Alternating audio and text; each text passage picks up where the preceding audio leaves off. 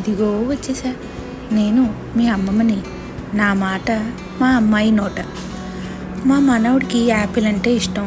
School మొదలైంది. స్నాక్లో ఏం పెట్టాలో అర్థం కాదు.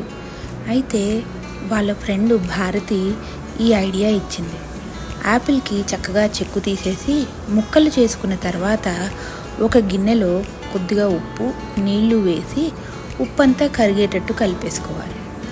దీనిలో కట్ చేసిన ముక్కలు ఉన్నాయి కదా, ఆ ముక్కలు యాపిల్ వేసి ఒక 5 నిమిషాల పాటు ఉంచేసుకుని తర్వాత నీళ్లు ఓడ్చేసి తీసి డబ్బాలో పెట్టేయటమే. అంతేనండి.